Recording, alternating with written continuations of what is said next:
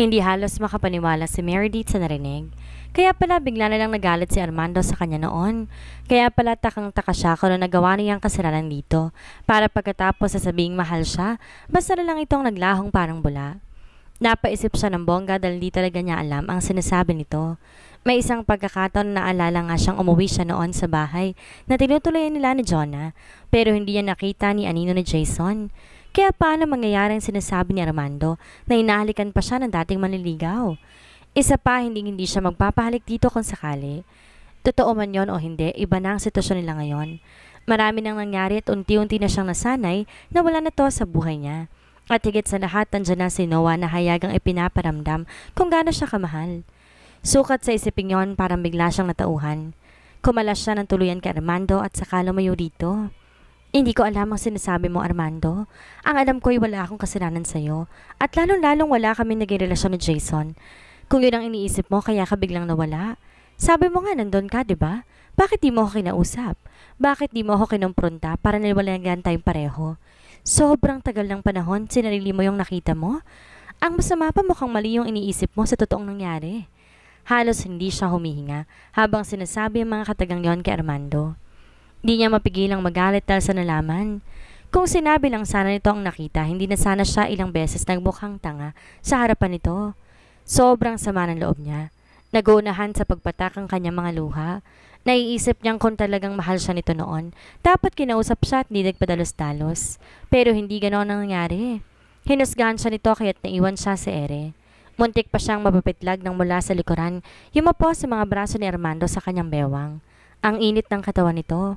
Nanonood sa kanyang mga braso ang init ng mga bisig nito na nakapulupot sa kanya. Napapikit siya.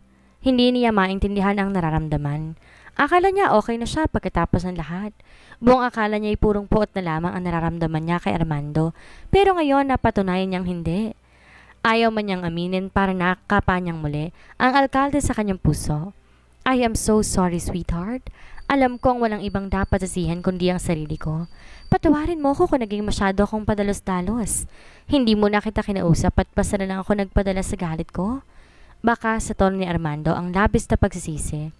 Sa buong panahong magkakilala sila, ngayon lang niya ito narinig sa ganitong tinig. Gusto man niyang patawarin na lang si Armando at burahin na lang ang lahat na masasakit na nangyari, alam niyang hindi ganon kadali. Wala siyang kibo habang patuloy siya sa pagluha. Segundo pang lumipas, naramdaman niyang unti-unti siyang inihaharap nito. Nagpatianod siya dahil gusto niyang marinig ang iba pa nitong sasabihin, pero hindi niya ito matingnan sa mga mata. He pinched her chin. Pagkatapos inangat ito ng dahan-dahan ang mukha niya para magkatitigan sila. I will fix this mess. I promise you. Magiging maayos din ang lahat kung hahayaan mo kung ibalik sa dati ang merong tayo. Sweetheart? Hindi siya kumukurap habang sinasabi ni Armando ang mga katagang iyon. Gusto niyang makita kung sinserong alkalde at sa nakikita niya mukhang desidido tong ibalik sa dati ang lahat. Pero hindi na yun ganun kadali, Armando. Hindi naman po pwede na parang walang nangyari dahil hindi tayo naglalaro dito. Muli, tumulo ang luha niya pero gamit ang sariling palad, pinahid yun ni Armando. Pagkatapos isang mabining halik sa noo ang ginawa nito. I know. Trust me, okay? Magtiwala ka sa akin at ipapangako ko maaayos ang lahat. Pinalis niya ang mga braso nitong nakapulupot sa kanya at sa kanya hinalo ang niluluto nito. Dahil sa usapan nila ay para nakalimutan na nito ang ginagawa. How could you say that? Paano ka nakakasigurong gusto kong bumalik tayo sa dati, Mando? Paano kung ayoko na pala? Ikaw, hindi mo ba naisip na posibleng masaktan si Lorna? Kahit may kalayuan siya rito, rinig na rinig niya ang buntong hininga ni Armando. Ilang sandaling namayani ang katahimikan. Pagkatapos nagtataka siya kung ba't hindi nito sumagot kaya't muli niya itong hinarap. Nakasandal to sa gilid ng mesa at magkaeke sa mga braso habang tila malalim na nag-iisip. Is it Noah? Mahal mo na ba talaga ang lalaking yon? Kaya ayaw mo nang ayusin natin ang tungkol sa atin, Meredith? Noah is a special friend. Hindi siya mahirap mahalin. At aaminin ko sa iyo na huhulog ng unti-unti ang loob ko sa kanya. Nakilala ko siya noong time na hindi ako makatulog kaiisip kung ba't ka kaya nagalit sa akin. Nasa kanya lahat ng katangiang hinahanap ng babae sa isang lalaki. Kaya kahit sino siguro hindi mapipigil ang magustuhan siya. Pag-amin niya, kahit pa nga ba may lumang damdamin nag-aalimpuyo sa kanyang dibdib ng mga oras na yon. Ngayon na malinaw na sa kanyang dahilan kung bakit siya iniwan ni Armando noon, tila bumabalik ang damdaming akala niya ay matagal nang nakabaon sa limot. Inaasahan niyang magagalit si Armando pero nagulat siya ng tipid tong ngumiti. I understand, pero hindi pa rin ako titigil, Meredith. Ngayong malinaw na sa akin na wala kayong naging relasyon ni Jason, gagawin kong lahat to win you back. Tumatagos ang titig ni Armando habang sinasabi ang mga bagay na yon at alam niyang tototohanin nito ang banta. Wala pa tong sinabi na hindi nito ginawa. Come, mukhang luto na to, kumain na tayo. Inoff na nito ang stove at pagkatapos, ito na mismo ang naghain para sa kanilang dalawa. Tahimik silang kumain pagkatapos. Wala silang imikan pero ilang beses niya itong nahuhuli na tinititigan siya sa pagitan ng pagsubo. Masarap itong luto mo. Parang matagal ka nang nagluluto, hindi halatang tansyado. Sabi niya para ibsan ang pagkailang na kanyang naramdaman dahil sa katahimikan nilang dalawa. Tagumpay naman siya dahil ngumiti si Armando. Halatang nagustuhan nito ang kanyang papuri. Salamat, pero hindi yan tansyado. Marunong talaga ako. I used to cook for Melanie before pero kahit minsan, hindi naman niya natikman ang luto ko. Anito na biglang naging seryoso. I am sorry about that. Malungkot niyang sabi. Okay lang, matagal naman na yon. Nang matapos silang kumain, tumayo siya at kaagad para magligpit ng lamesa pero inunahan siya nito. Mabilis itong nasamsama ang mga plato at sa isang iglap lang, nadala na nito sa lababo. Doon ka na sa sala, ako na dyan. Saway niya rito dahil mukhang maging ang paghuhugas ng pinggan, gusto nitong pakialaman. Kung marunong to magluto, sigurado siyang hindi nito gamay ang maghugas ng pinggan. Ako na dito, magpapahinga pa para mawala na yung migraine mo. Sabi nito na nag-uumpisa ng maghugas ng plato. Sa halip na umalis, pinanood niya ito. Hindi niya mapigilang maniti. Dahil sino ba naman ang mag-aakala na ang isang kagaya ni Armando maghuhugas ng plato? Pinagtatawanan mo ba ako? Kunot noon itong tanong. Sorry, naisip ko lang kasi na umalis-alis ka sa munisipyo tapos maghuhugas ka lang ng plato dito. Natatawa pa rin siya. Tinigil ito ang ginagawa at nilagyan siya ng bula sa ilong. Seryoso tong lumapit at saka siya tinitigan. Sa'yo ko lang to ginawa kaya huwag mo akong pagtawanan, okay? I am willing to do everything for you, Meredith. Anitong mas lalo pang inilapit ang mukha sa kanya. Mando, hindi ko alam kung bakit hindi ka mawala sa isip ko kahit anong pilit pang gawin ko. Sa loob ng mga panahong hindi tayo magkasama, ikaw pa rin ang naiisip ko kahit meron na akong kasamang iba. Malamlam ang mga mata ni Armando na nakatitig sa kanya. Para tuloy wala siyang kakayang magbawi ng tingin sa halip para siyang nahipnotismo ni Armando. Maya-maya pa'y napansin niyang unti-unti na nitong inilalapit ang mukha sa mukha niya. Mando? Hindi na niya na ituloy ang sasabihin dahil ganap niyang lumapat sa labi niya ang labi ni Armando. Nanlaki ang mata niya pero nang tingnan siya ni Armando, nakapikit ito. Kapag dakay nanulak ang kanyang mga kamay pero hinuli niya ni Armando at tinala sa mga balikat nito. Banayad ang halik nito. Magaan na bahagya lang sumasayad sa kanyang mga labi. Malayong malayo sa halik nito sa kanya nung inaangkin siya nito bilang kabayaran sa pagpapagamot nito sa kanyang mommy. I miss you. Alas ni Armando na sandaling iwan ang kanyang labi. Mas lumamlam ang mga mata nito at hindi niya alam kung dapat pa ba niya yung ikatakot. Hinahanap-hanap kita, Meredith. Kahit anong gawin ko, kahit saan ako magpunta, hindi ka mawala sa isip ko. Tell me, am I crazy? God, please, come back to me, sweetheart. Malambing itong sabi kaya't parang hinahaplos ang puso niya sa narinig. Hindi niya alam kung paano ito tutugunin. Ikinulong nito sa dalawang palad ang mukha niya, tsaka pinagdikit ang kanilang mga noo. Armando, malito. Masasaktan si Lorna kapag... Muli, sinakop ng labi nitong kanyang labi kaya't hindi na naman niya natapos ang kanyang sasabihan. Wala kaming relasyon ni Lorna. I tried pero hindi ko talaga kaya. Masasaktan ko lang siya.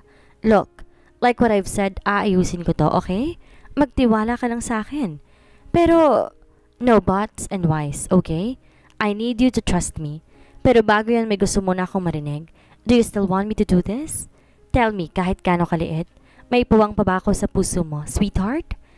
Gusto mo bang ayusin kong lahat para bumalik tayo sa dati o hindi na? Nagbawi siya ng tingin at inalis ang mga kamay nito na nakahawak sa mukha niya. Hindi ko alam, Mando. Natatakot ako. Gusto sana niyang sabihin natatakot siyang sumugal ulit para sa pag-ibig nito. Na baka sa huli siya na naman ang talo at maiwang luhaan, kagaya noon. Muli nitong tinaas ang mukha niya at ginawaran siya ng mabilis na halik bago to muling magsalita. Shh! Hindi na mauulit ang nangyari noon dahil takot na akong mawala ka ulit. I promise you magiging maayos ang lahat at ipinapangako kung wala ka nang dapat ikatakot. Anito at saka siya kinabig at sinandig sa sariling dibdib. Hindi akalain ni Meredith na magiging ganon kabilis ang lahat. Ang akala niyang namatay ng damdamin kay Armando, muling nabuhay at napagtanto niya, nakatago lang pala sa kubling bahagi ng kanyang puso. Kanina bago to umalis, isang pangakong iniwan sa kanya ng alkalde. Nangako tong kakausapin nito si Noah kung yun lang daw ang inaalala niya. Hindi rin to tumigil hanggat hindi niya sinasabing hindi pa ito tuluyang mawawala sa puso niya. Kahit naman sabihin mong hindi mo ako gusto, hindi pa rin ako maniniwala. Hindi mo naman tatanggapin ang halik ko kung may laman ng ibang puso ko. Naalala pa niyang sabi ni Armando kanina na sinuklian lang niya ng pamatay na irap. Kahit kailan talaga sigurado to sa lahat ng bagay na sinasabi at iniisip at doon sa hanga sa alkalde. Ni minsan hindi pa to nagkamali sa pagsasabi ng nararamdaman nito tungkol sa damdamin niya para dito. Minsan tuloy naghihinala na siya na baka nababasa nitong nasa isip niya. Na baka may lahi itong manghuhula kaya't gano'n na lang kadali para ditong sabihin ang totoong nararamdaman niya. Alas 5 ng hapon nung iwan siya nito. Ayaw pa nga sana nitong umalis pero may tawag itong natanggap na kailangan itong bumalik sa Kapitolyo. Dahil may mahalagang tao itong kakausapin. Bago umalis, binilinan din siya nitong wag munang pilitin ng sarili na pumasok kinabukasan kung hindi pa maganda ang kanyang pakiramdam. Habang nagbibili nito ay nakakulong siya sa mga bisig nito at kung siya lang masusunod, gusto lang niyang nasa ganon silang ayos. Habang mag-isa sa sala, pinakiramdaman niya ang sarili. Mahirap man na aminin pero may kakaibang saya siyang naramdaman dahil nagkaliwanagan sila ni Armando. Pero naguguluhan siya. Hindi niya maintindihan kung ano ba ang sinasabi nitong nahuli sila ni Jason sa bahay ni Jonah. Pinipilit niyang alalahanin ang lahat nang biglang may sumalit na alaala sa kanyang isip. Naalala niyang may isang pangyayari na nadatan niya sa Jason sa loob ng bahay nila ni Jonah nang magising siya mula sa pagkakailip sa sofa. Posible kayang sinamantala siya nito at ginawa na hindi maganda habang natutulog at yun ang eksenang dinatnan ni Armando? Dagling lumukob ang galit sa kanyang dibdib para sa dating kaibigan. May posibilidad nga na gano'n ang nangyari dahil kahit anong pilit niya ay wala talaga siyang maalala na kasama niya sa loob ng bahay sa Jason. Dali-dali niyang kinuha ang telepono at tinipa ang numero ni Jonah. Hello girl, kamusta? Excited na tanong ni Jonah sa kabilang linya. Matagal na silang di nagkita dahil naging busy siya sa gamutan ng kanyang ina at sa pagtatrabaho ng mga daliryo. Madalas sa telepono lang sila nagkakamustahan pero nitong huli dumalang. Jonah, pwede bang mag-set ka ng meet-up para sa amin ni Jason? Dala ng galit na nararamdaman, hindi niya na napansin pa ang pangungumusta ng kaibigan. Halatang natigilan to at nagtaka sa sinabi niya. What? Seriously? Ano naman nakain mo't bigla mong na-miss ang kababata ko? Ani Jonah na kahit hindi niya nakikita ay alam niyang nakangiti sa kabilang linya. Nanunokso din ang tinig nito. Jonah, seryoso ako. May kasalanan sa aking malaki si Jason kaya kailangan ko siyang makausap. Walang gatol niyang sabi. Nakikita tahimik na Jonah sa kabilang linya. Sigurado siyang nag-iisip ito kung anong ibig niyang sabihin. Kahit ganoon si Jonah, alam niya, may malasakit pa rin to sa kababata na si Jason. Matagal ang pinagsamahan ng mga ito at naiintindihan niya si Jonah kung sa kabila ng lahat, hindi nito magawang magalit sa kababata. Okay, pero pwede bang malaman kung ano yung kasalanan niya sa'yo? Curious lang ako, friend. Ani pa ni Jonah. Saka mo yun malalaman, Jonah. Ang mabuti pa sumama ka sa meetup namin para malaman mong sinasabi ko.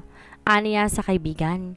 Base sa tingin ito, tila natatakot ito sa pagbabantang kalakip ng kanyang boses. Sige girl. Kinabukasan din ang petsang itinakda ni Jonah para magharap sila ni Jason. Nagpaalam siya kay Armando na bukas siya papasok at sinabi niya rito may aasikasuhin lang siyang importante. Pumayag ang alkalde sa kondisyong pupuntahan siyang muli mamaya. Umalma siya at sinabi ditong magkita na lang sila sa mansyon pero hindi ito pumayag. Kahit daw gabi na iba'y pupuntahan pa rin siya. Sa cafe nilang nila sa BGC ang sinabi niyang lugar kay Jonah na maging venue ng pag-iisip nila ni Jason. Dahil matagal-tagal na rin siyang hindi nadadalaw ang negosyo nila ng kaibigan. Sinadya niyang magpahuli ng dating para masiguro niya naroon pa si Jason pagdating niya. Tagumpay naman siya dahil sa labas pa lamang natanaw niya na tong kausap si Jonah. Hindi na siya makapaghintay na marinig mula sa bibig ni Jason ang tungkol sa natatang eksena ni Armando noon.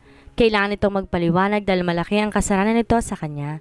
At kung hindi ito aamin, hindi niya alam kung ano ang kaya niyang gawin. Good morning, Meredith.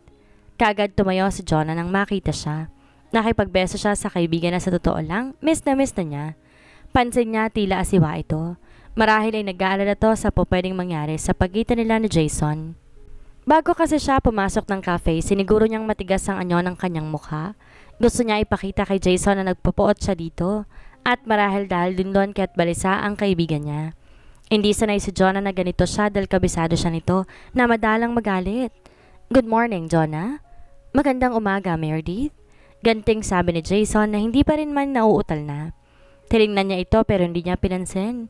Umupo siya sa katabing sila ni Jonah. Wala siyang balak magpaligoy-ligoy kaya't pagkababa niya ng bag, diretsahan niyang inumpisa ng gagawing komprontasyon sa binata. When we were in Pangasinan, may mga pangyayari ba na pinasok mo ka sa bahay ni Jonah at pinaghahalikan habang tulog? Hindi niya napigilan ng galit sa tinig. Kagad kasing uminit ang ulo niya nang tuluyang makaharap si Jason. Si Jonah sa tabi niya ay halatang natigilan at nagulat sa sinabi niya. Patda rin si Jason at halatang nahagilap na isasagot sa kanyang tanong.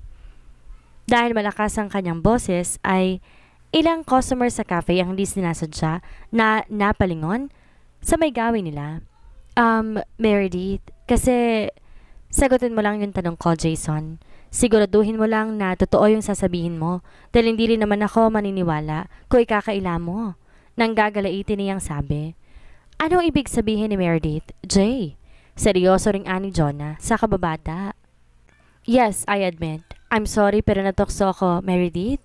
Hindi ko rin alam kung anong pumasok sa isipan ko at ginawa ko yon. Yun yung time na nagising kang nasa loob ako ng bahay at pinalis mo ako pagkatapos. Pag-amin ni Jason. Gigil na gigil siya pagkatapos.